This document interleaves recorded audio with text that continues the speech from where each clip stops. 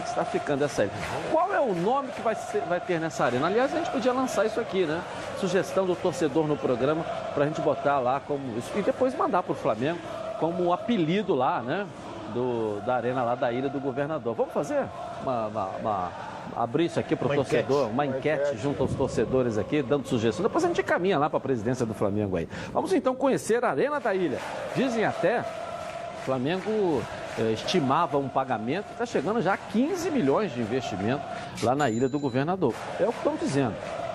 Coloca aí. Olá, Edilson, muito boa tarde a você, boa tarde a todos que acompanham os donos da bola. A nova casa do Flamengo está ficando pronta. O estádio da Ilha, que foi alugado pelo Rubro Negro pelas próximas 3 temporadas, está quase finalizado. Restam apenas alguns detalhes por aqui, onde o Flamengo investiu pouco mais de 10 milhões de reais.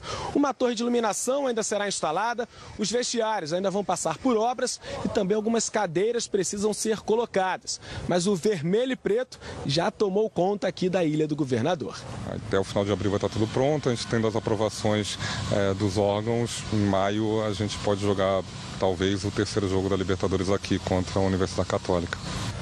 O torcedor que estiver aqui atrás do gol está a 7,5 metros do goleiro. É muito perto, é muita pressão, né? Dá para conversar com o goleiro. Acho que a característica principal é ser um estádio, não ser uma arena, sim um estádio. A gente foi no limite do que a gente poderia fazer em termos de legislação para poder aproximar ao máximo a torcida do campo. E um detalhe é que são 7,5 metros sem alambrado. A grade desse tamanho é uma proximidade completamente diferente do que você encontra nos estádios pelo Brasil. Em uma das laterais, essa distância ainda vai ser menor. Ali do lado, 5 metros apenas. O cara vai bater o lateral, dá para pegar a bola, se esforçar um pouquinho, né?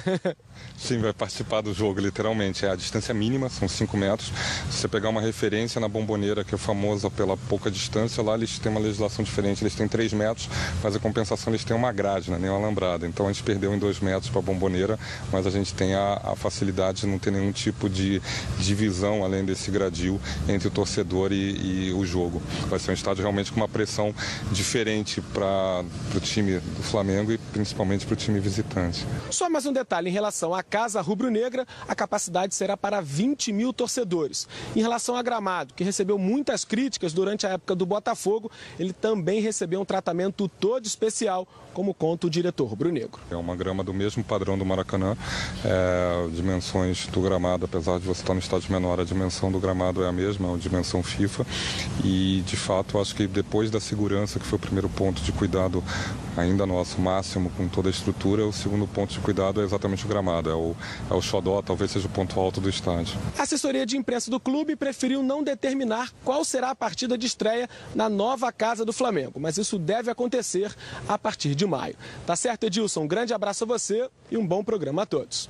Obrigado, Lucas. Parabéns aí ao Marcelo Frazão pela condução dos trabalhos. A gente sabe que atrasou um pouco. E agora vem laudos, tem uma série de coisas. Mas está focado lá trabalhando e está linda, linda, linda essa nova arena. O Botafogo gastou 15 milhões. Não, 15 não. 5.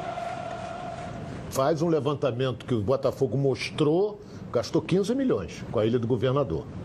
Não, isso foi na prestação de contas, 15 milhões. Apresentaram no final do ano ao Conselho. Apresentaram ao Conselho agora, foi recente, agora. Deve ter umas 2 ou 3 semanas e apresentou, a despesa foi alta. Mas tudo bem, o importante é que conseguiu. O Botafogo jogou na ilha com aquele objetivo, ou seja, fugir do rebaixamento e quase chegou numa posição o presidente, desde o início, disse isso. Era agora, um investimento eu vou dizer uma técnico, coisa aqui, muito importante. O Flamengo fez um investimento na ilha. Ontem, o governo do estado já admitiu fazer uma nova licitação com relação ao Maracanã. Então, a empresa francesa Legadé não vai valer nada. Esse acerto que ela teve com a Odebrecht. Então, isso abre um leque para quem? A dupla Fla-Flu, que quer pegar o Maracanã. Então, isso aí já está... O Flamengo, então, por exemplo, vai jogar na ilha? Vai. Quando? Quando jogar com Criciúma... Não é?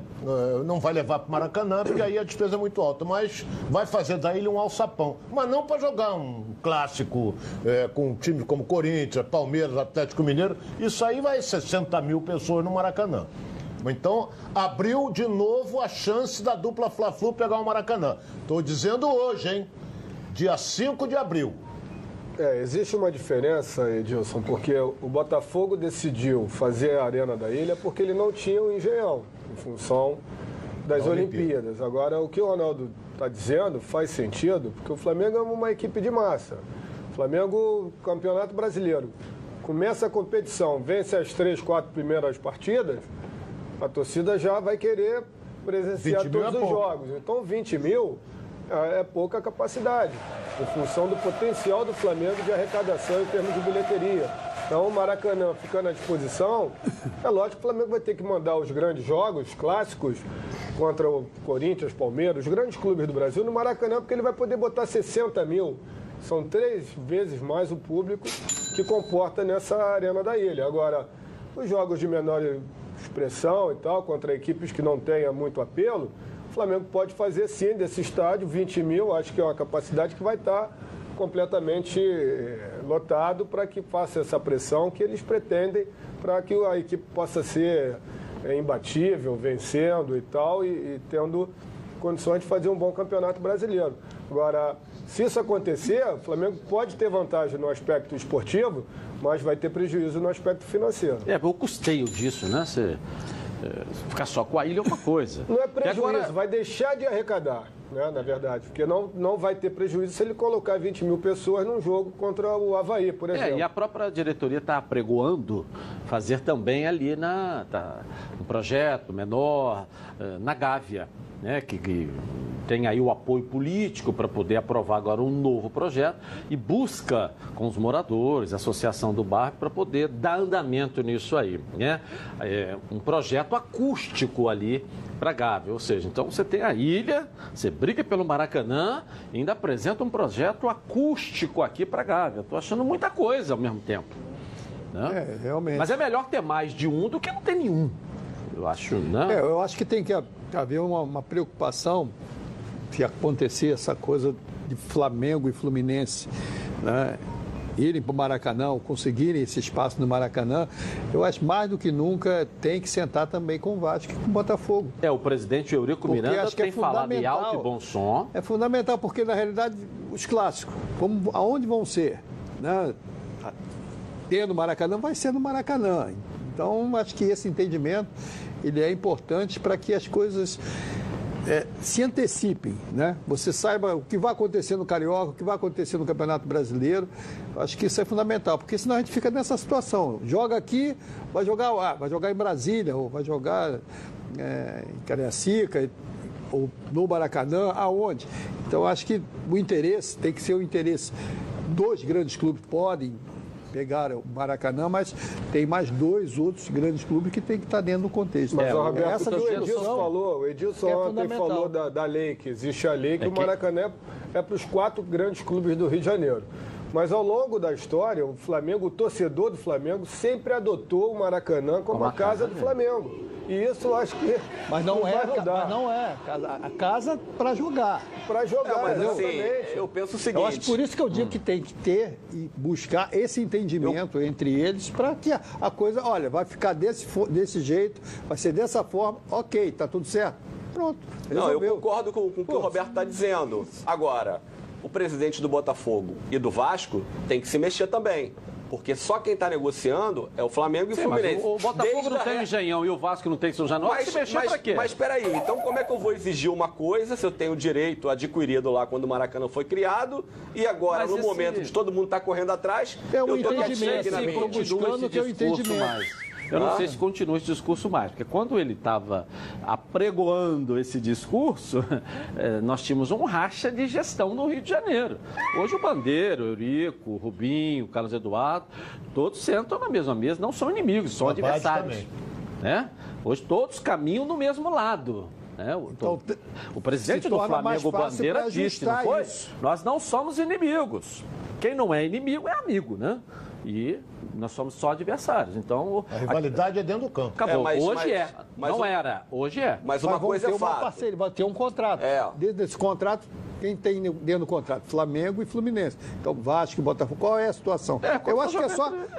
tem que sentar. Eu acho que tem que sentar, mas uma coisa que aconteceu até agora, desde que o Maracanã foi entregue após a Copa do Mundo, teve a parada depois para as Olimpíadas, foi que somente... É claro, o Flamengo e o Fluminense não têm o estádio como tem o Botafogo e o Vasco. Mas esse sentar à mesa para vê a questão do Maracanã para os 4, olha só, é o Flamengo e o Fluminense vão ter essa questão de contrato, mas os clássicos têm que ser jogados. Então, isso aí eu acho que o Vasco e o Botafogo tem que também estar mais próximo. Vamos voltar ao Maracanã! Tá que nós estamos falando dele aí, o nosso árbitro está dizendo que eu tenho que circular aqui, ó. Marcos Coelho, nosso árbitro, Marcos Coelho, tudo a ver, hein, Coelho? Volta, traz as notícias pra gente aí, vem. É isso, Edilson. Como eu prometi, agora estou aqui para falar do torcedor, né? Da festa que a torcida promete fazer. Próxima aqui a bilheteria 3 do Maracanã, que vai seguir com a venda de ingressos até a hora da partida, até durante parte do primeiro tempo. Como você pode perceber agora nas imagens do cinegrafista Ayrton Duarte, o movimento está lento por enquanto. Já foram vendidos aí cerca de 26 mil ingressos, de acordo com a última parcial da direção do Fluminense. Mas a expectativa até do pessoal do marketing é de que tenhamos hoje aqui no Maracanã para essa partida entre Fluminense e Liverpool, cerca de 35 mil espectadores, né? Então, casa cheia, a volta do Fluminense finalmente ao Maracanã. E quem também está trazendo uma expectativa muito grande para essa partida, com essa esfera de jogo internacional, é um jovem atleta da base que agora está no profissional, marcou um gol no Fla-Flu do último domingo, que é o Wendel, e falou sobre essa expectativa para um jogo internacional e como ele vai fazer para superar toda essa ansiedade. Tipo, minha cabeça tá um pouco... Intimidade completamente diferente do que você encontra nos estádios pelo Brasil. Em uma das laterais, essa distância ainda vai ser menor. Ali do lado, 5 metros apenas. O cara vai bater o lateral, dá pra pegar a bola, se esforçar um pouquinho, né? Sim, vai participar do jogo, literalmente. É a distância mínima, são 5 metros. Se você pegar uma referência na Bombonera, que é famosa pela pouca distância, lá eles têm uma legislação diferente. Eles têm 3 metros, mas a compensação eles têm uma grade, né? Nem uma alambrada. Então a gente perdeu em 2 metros para a Bombonera, mas a gente tem a facilidade de não ter nenhum tipo de divisão, além desse gradil, entre o torcedor e o jogo. Vai ser um estádio realmente com uma pressão diferente para o time do Flamengo e principalmente para o time visitante. Só mais um detalhe, em relação à Casa Rubro-Negra, a capacidade será para 20 mil torcedores. Em relação a gramado, que recebeu muitas críticas durante a época do Botafogo, ele também recebeu um tratamento todo especial, como conta o diretor rubro-negro. É uma grama do mesmo padrão do Maracanã, dimensões do gramado, apesar de você estar no estádio menor, a dimensão do gramado é a mesma, a dimensão FIFA, e de fato acho que depois da segurança, que foi o primeiro ponto de cuidado ainda nosso máximo com toda a estrutura, o segundo ponto de cuidado é exatamente o gramado, é o xodó, talvez seja o ponto alto do estádio. A assessoria de imprensa do clube preferiu não determinar qual será a partida de estreia na nova casa do Flamengo, mas isso deve acontecer a partir de maio. Tá certo, Edilson? Um grande abraço a você e um bom programa a todos. Obrigado, Lucas. Parabéns aí ao Marcelo Frazão pela condução dos trabalhos. A gente sabe que atrasou um pouco. E agora vem laudos, tem uma série de coisas. Mas tá focado lá trabalhando. E tá linda, linda, linda essa nova arena. O Botafogo gastou 15 milhões. Não, 15 não. 5. Faz um levantamento que o Botafogo mostrou, gastou 15 milhões com a Ilha do Governador. Não, isso foi na prestação de contas, 15 milhões. Apresentaram no final do ano ao Conselho. Apresentaram ao Conselho agora, foi recente, agora. Deve ter umas 2 ou 3 semanas e apresentou, a despesa foi alta. Mas tudo bem, o importante é que conseguiu. O Botafogo jogou na ilha com aquele objetivo, ou seja, fugiu do rebaixamento e quase chegou numa posição o presidente, desde o início, disse isso. Era agora, um investimento eu vou dizer uma técnico, coisa aqui, né? muito importante. O Flamengo fez um investimento na ilha. Ontem, o governo do estado já admitiu fazer uma nova licitação com relação ao Maracanã. Então, a empresa francesa Legadé não vai valer nada. Esse acerto que ela teve com a Odebrecht. Então, isso abre um leque para quem? A dupla Fla-Flu. Como é que está ficando essa ilha? Qual é o nome que vai ter nessa arena? Aliás, a gente podia lançar isso aqui, né? Sugestão do torcedor no programa para a gente botar lá como isso. E depois mandar para o Flamengo como apelido lá, né?